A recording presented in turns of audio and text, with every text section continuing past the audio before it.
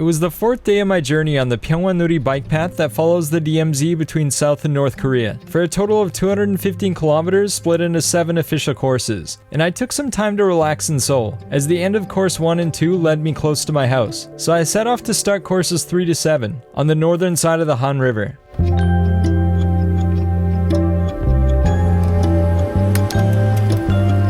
Hello. I'm just at the start of course number 3 of the Pyeonghwa Nuri Bike Path. I just biked about 16 kilometers from my house, and now I'm setting out to finish off the DMZ bike path. So we got the Haengju-daegyo over there. That's where I crossed over to the southern side of the Han River on day 1. These are the signs you follow for the Pyeonghwa Nuri Bike Path. They have that little kind of bird symbol on the side, I think for peace or something, because Pyeonghwa means peace in Korean. Yeah, I'll just get started on this trail. I was expecting the bike path to be a bit empty, but right after I filmed this shot, a group of almost 50 cyclists passed by. A lot of Koreans enjoy cycling as a hobby, and it's always fun to see these groups enjoying it together. You can see there the sign up top for the 평화누리자전거길, 자전거길, and there as well with the bird.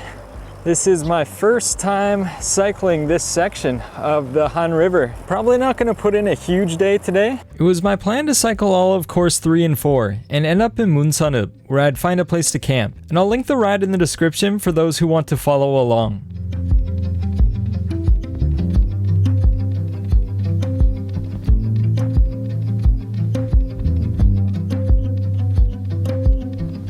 So I noticed immediately that this is definitely an older bike path. Looks maybe even 20 years old now. It's a little bit bumpier and a little bit rougher than the other bike paths around Seoul for sure.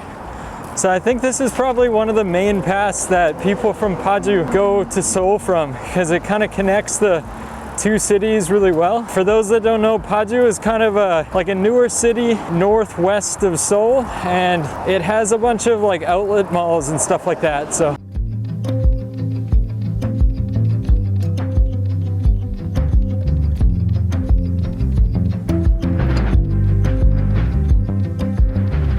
미래를 바꾸는 힘, 고향.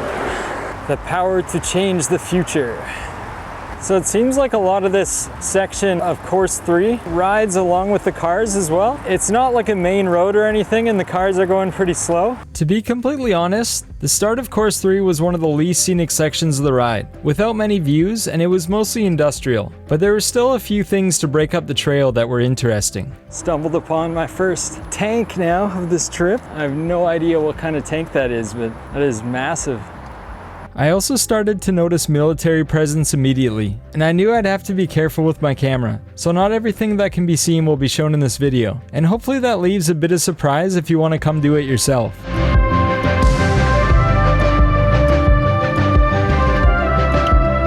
You might be coming to Korea, you might want to do this trail, you might be wondering if you should get a SIM card or not.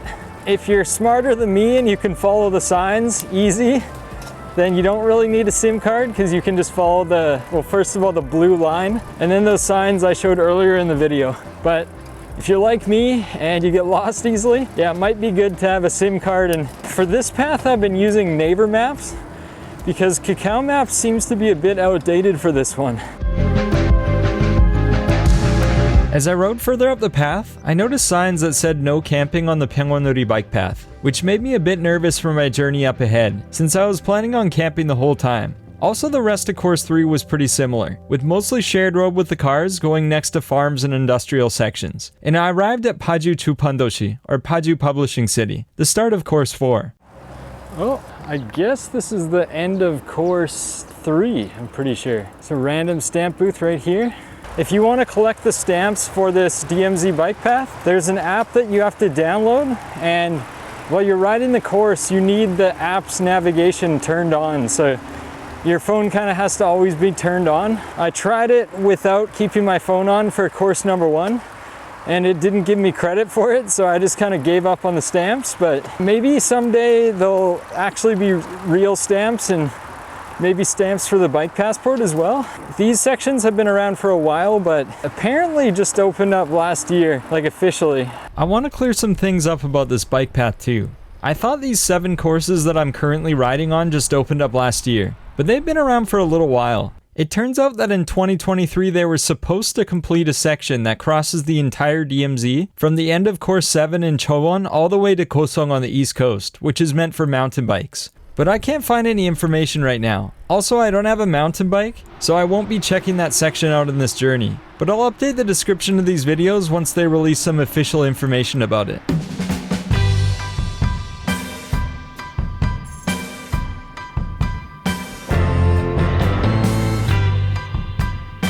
This is pretty surreal, the amount of military facilities there are, like in this section right here. There are signs saying not to film it, so I can't show it, but it's a lot more interesting than it was earlier, so I'm getting curious. Like the further up ahead, I'm sure there will be a lot more of that. The bike path started to head into the mountains. I could tell that I was getting closer to some older tourist spots, as there was a row of pretty massive older motels. And by this point it seemed like everything had to do with North Korea. The road was called Pyeonghwa-do, which means Peace Road, and then a plaza across the road called Dongil Plaza, or Unification Plaza. It's clear that this area has been used to get South Koreans okay with the idea of unifying with their brother up north for quite some time.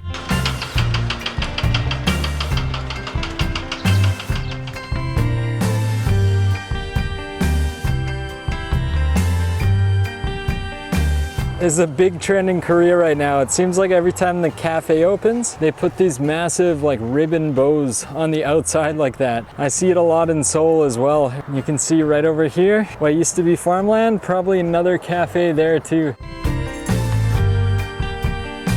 After finishing course 3 and on course 4, I had the entire path to myself. I could probably count the number of cyclists I passed on one hand. And although the scenery was mostly similar, it had a sense of peace to it. But as a YouTube creator, I was a little nervous not really knowing exactly what I was allowed to film and what I wasn't. It's pretty hazy, so you can't see much, but if you look into the horizon, there's some taller mountains back there, and that is North Korea, or where the border is at least, so this is probably one of the best views we'll get.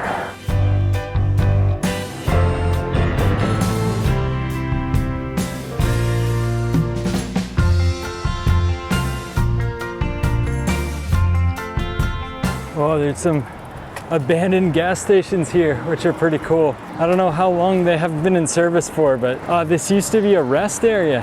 After seeing all the older tourist areas, it was clear that a lot of people used to travel up here. And although they still do, the volume of people has probably decreased over time. I continued up ahead, and I was heading towards a massive wall of skyscrapers, which to be honest I wasn't expecting at all after passing the main city of Paju. I bet when I show the map of where this city is, a lot of people will be surprised at how many people live in the vicinity of North Korea. And it kind of shows you like how the citizens of South Korea don't really see it as that big of a threat. People don't really talk about it in their day-to-day lives. People have such busy lives here. They work such long hours, and yeah, North Korea would just add another layer of stress for sure. I was now about 65 kilometers into my ride, and it was about 5 p.m. With the sign I saw earlier that camping isn't allowed on the bike path, I decided to look for a spot within the city by the river first. Let's check out this park area down here. This looked the most promising, but I don't want to be too in the open, you know? Especially in a city like this with a lot of people. Usually when I camp within the city limits, I try to find a spot that's not visible unless people are passing by directly. And unfortunately all the spaces near the river were right in the open. But I had a trick up my sleeve. I searched on Naver, which is like Korea's version of Google for Munsan-eub camping, and found a blog of a person camping at a spot on top of a mountain nearby with a nice view, less than 10 kilometers away. So I decided to first grab some groceries, and I found a mart called Plus Mart, which I'd never seen before, and it looked really fancy on the inside. And I tried to buy a smaller portion of samgyeopsal, or pork belly. 안녕하세요. 네, 혹시 생삼겹살 어떻게 사요? 네, 감사합니다. 네, 저 300g 주세요. 한근 600g씩 팔아요.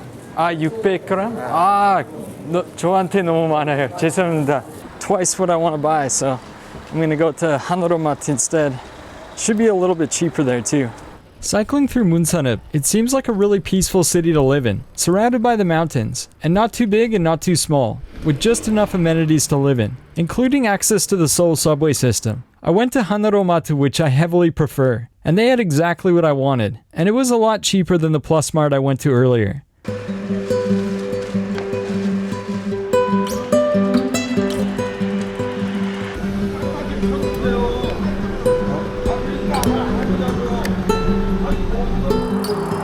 I think it wants me to go onto the freeway up there, but it looks like I can take this countryside road instead. I'm definitely gonna try at least. After cycling on the bike path all day, it felt nice to get off of it and just do a bit of exploration. And I was completely blown away by what I saw, and can just say that if you're interested in the military at all, this ride will spoil you, especially if you bike on these country roads here and there. Also, riding in the late afternoon before the sunset is one of the most peaceful times to ride. Wow, it is beautiful around here. I'm really glad to be riding in this area at the moment. It's been around a lot of industrial army stuff today, so it's a nice little break from all of it.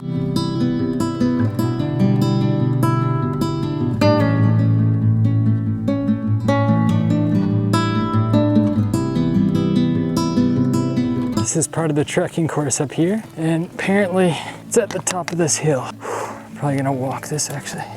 I was on the way to 장산전망대, or Jangsan Mountain Lookout, and it was a pretty decent hike to get up to the top with a heavy bike. It looks like it goes to the mountains here. It's definitely tiring with the bike, but I think it's gonna be a nice view at the top, so even if I can't find a campsite, it's just good to check out the view.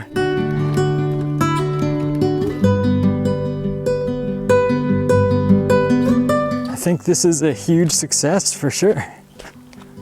Wow. This is insane. Super nice view from up here.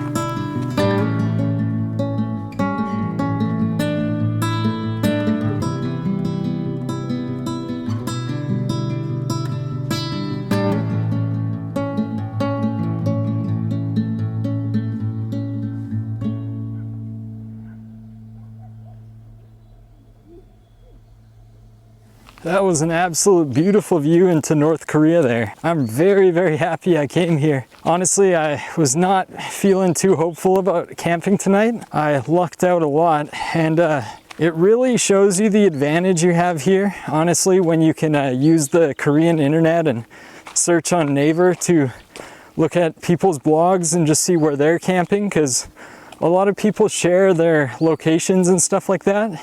I don't have an easy way to kind of help you, but if you're kind of tech savvy and you can figure out the translation and stuff like that, then wow, you have a huge advantage here for sure. I lucked out like crazy with this spot, so yeah, I'm very happy.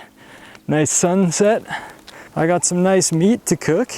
I'll go set up camp and we'll get going with that.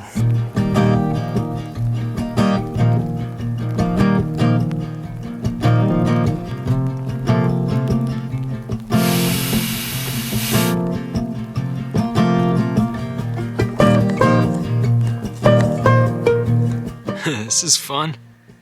Cooking like this. I've never done this by myself. You can get fried kimchi at the supermarkets in Korea. It's a little bit zestier than regular kimchi.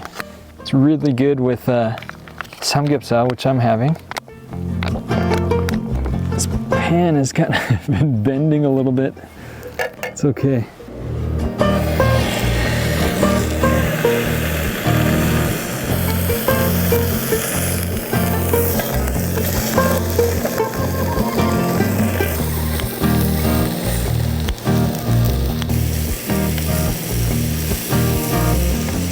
That was a successful cooking session for sure. Let's get a shot of soju ready now and end the night with a total success. Where'd it go? There you are. So tonight we're drinking chillo, which is, it's an older soju that came back recently, probably the last like 4 years or so. It's one of my favorites. It also has no sugar, and it's easier to find in other countries too. Prepare our shot, and I'll show you how to eat samgyeopsal as well. And we're gonna eat sam, which is the lettuce wraps. So take some lettuce, get a good piece of samgyeopsal right there. Got some garlic in there. Some kimchi.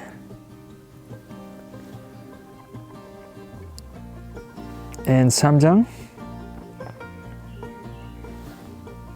Let's get some more actually.